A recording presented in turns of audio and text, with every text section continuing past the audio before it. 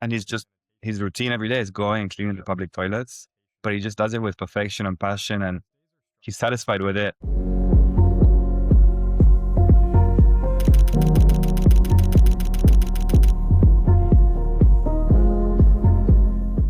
So welcome, Ben Julius. I appreciate having you on, man.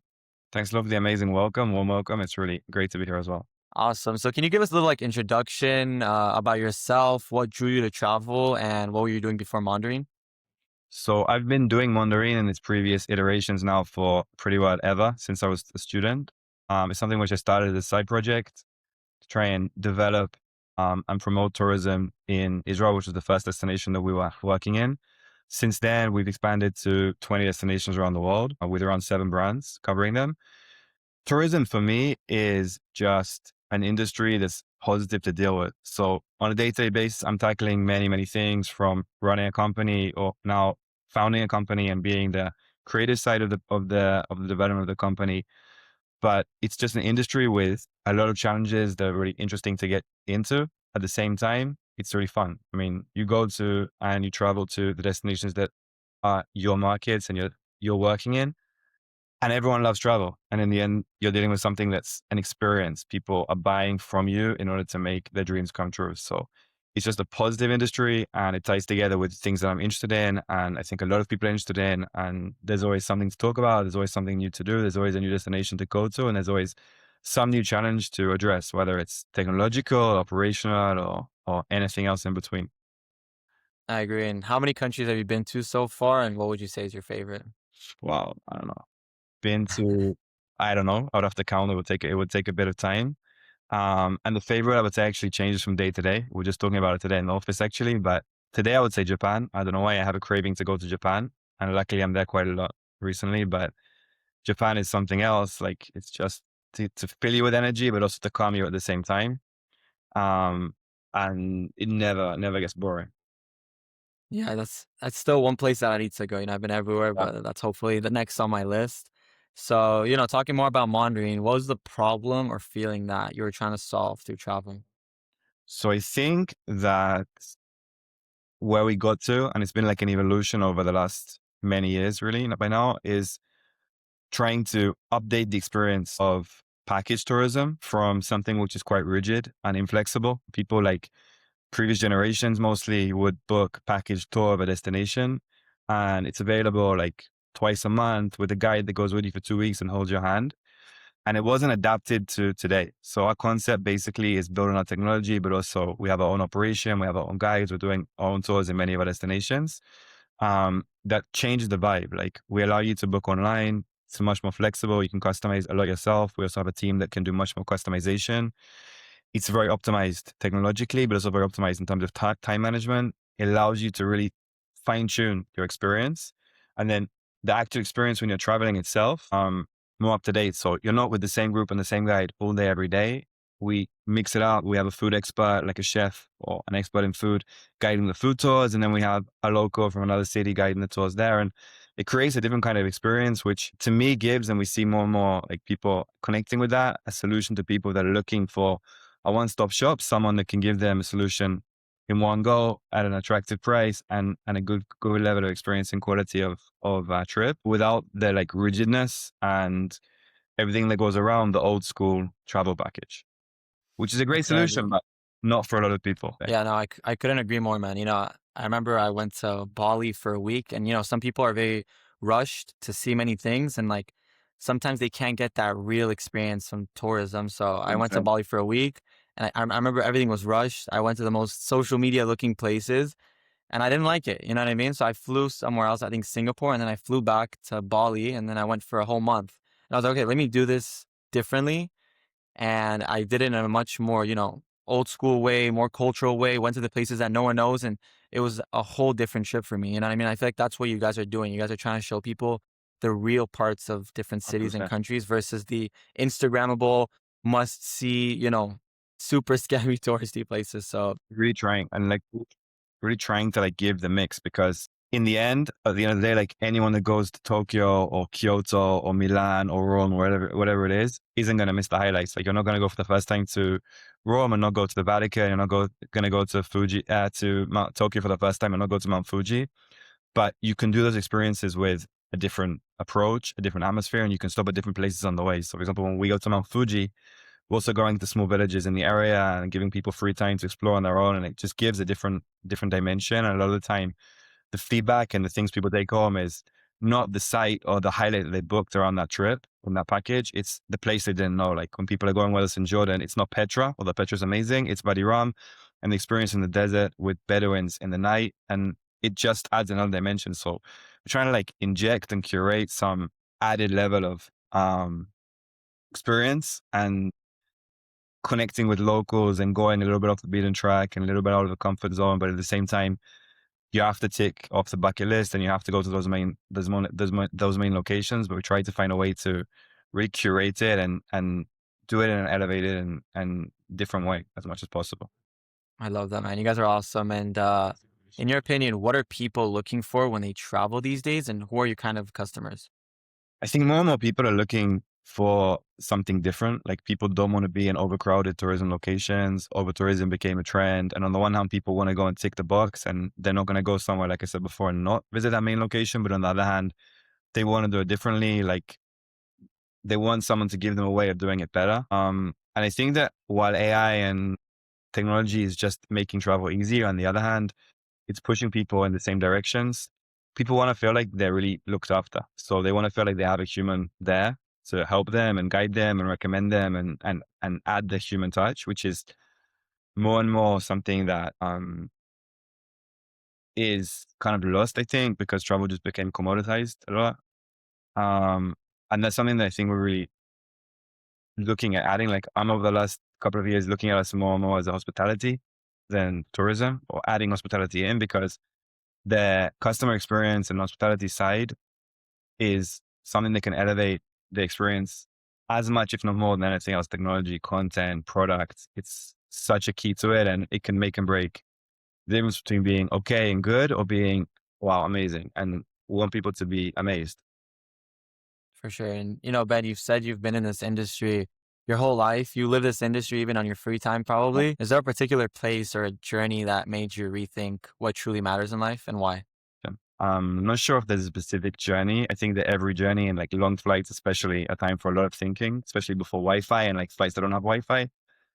But I think that each location and each destination gives like another perspective. But like again, going back to Japan, the way in which, and also add that like as we work more and more deep into certain locations, the different culture and different way of doing things, and the good side and the good things that come out of it, and the challenges that are through with that. Like, there's a reason why two of our main destinations, Japan and Italy, which are on the one hand very different, like are really intertwined because it's two countries where passion is like at the heart of what people do. Whether it's in Italy, like the brands and the heritage and the um, artisans that create and the passion that people do their daily work. And in Japan, like the perfection and their whole attitude and approach towards things. And I think that like for me, a lot of the time, like connecting those dots, and in each place, there's a different approach and a different way that like materializes and you see it. But those kind of things often, rather than like transforming or like making you rethink, they kind of push and give a re-injection of energy, I'd say, into adding, making sure the passion and the uniqueness and the authenticity and the perfection and everything is like there, because each culture has its kind of um like what for us to learn from, and mixing it together and making a platform that on the one hand works in many different locations, but on the other hand is sensitive and adjusted to the challenges, whether like practical challenges or cultural challenges in each place, is challenging and rewarding, but also gives us a lot of knowledge to tie together and to take something we learned from this place and apply it here, and then take something from here and apply it back there, and just elevate overall. That's awesome. And, today you guys are in Japan, Italy, Jordan, Israel, and which one am I missing? Korea, and we're in another 15 or so countries on a slightly smaller level, but we're still there. So we have a lot of activity in many different kind of locations, cultures, and so on.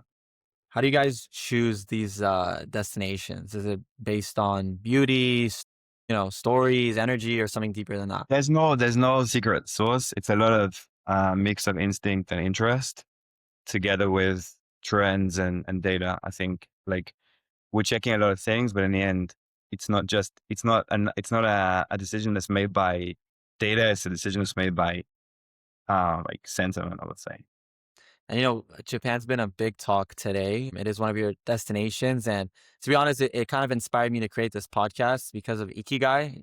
It's a reason for being or a reason to live. Yeah. What does purpose mean to you, and how has your definition of it changed over time? I think also I think again, we're back to Japan, and also Japan adds a lot of inspiration and like rethinking to those kind of things, because just in Japan, the fact that people can and do, I don't know if you saw that movie about the guy that cleans toilets in Tokyo. I forgot the name. Perfect. I need to watch that.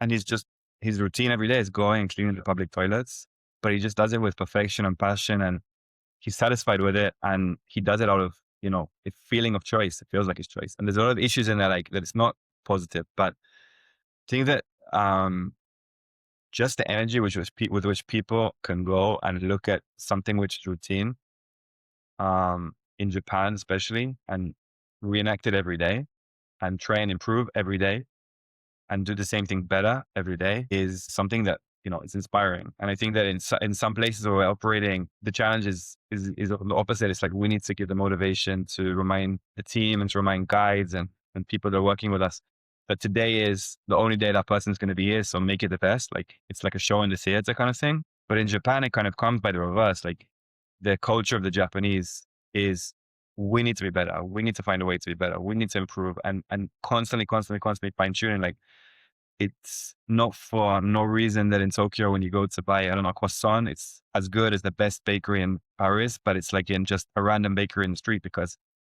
there's like never ending intention to just improve. And that's something that never gets lost on. I agree. And I feel like every founder should kind of, take that into consideration when building a brand or making the impact that they do. But, even when they work and, have that routine, how do you personally stay inspired creatively and spiritually while running a global company? And what gives you your meaning to your work as a founder? So for me, I think that the inspiration comes from the trips. Like a lot of the time I get re-energized by visiting the locations, or whether it's something to do with our specific trips or whether it's something to do with the industry or whether it's just a vacation. I always come back with something, and it never feels like a vacation, because the best ideas come from seeing and thinking and being on the other side of the experience, like receiving the service a lot of time on flights or in hotels or transportation, those kind of things. For me, that's really invigorating. And I think also recently more and more being able to hand over to CEO, I'm really out of the day-to-day management more and more, which is for me like real allows me to be connected with the creation side and the creative side, which is where I really want to be and really feel like I'm able to add the most value. I'm being able to step back and away from the things which are less of the thing which is what drives me, I would say. It helps. And we're in a position to be able to do it more and more. We have a great team, a management team, and a great team under them of like people that really share the vision and passion and really want to do things differently and do things better and constantly improve. And for me, it's also really invigorating when they come with something. Like this week, there was something that came up with one of our head of CS that said, it's not good enough. And it didn't need to come from me. And like when it comes from the team and the senior management, it's like, for me, amazing, because a lot of people will be satisfied and try and sell the results that they made. And here it's not. Here it's like, we want to make it better and better. And the service is already great. If you want to go from great to even greater, it's for me, like I need to bring also now some input on it and ideas and help. But that's something for me that's amazing. And you guys, like you said, are getting better and better. Getting different input from different people. When people look back at Mondarine years from now, what do you hope they'll say it stood for? I hope that I think I would hope that already someone that traveled with us would say that we stand for giving them a great experience, but really care. And we really try and invest in all angles. Like we really try and create a great itinerary and a great program and give great content, but we try to be there. Like I always have like in my mind, this like visual, like we're underneath them with the technology and they can be like reassured and they can have a great experience because we give them great information at the right time and it's at their fingertips, but also from the human side above.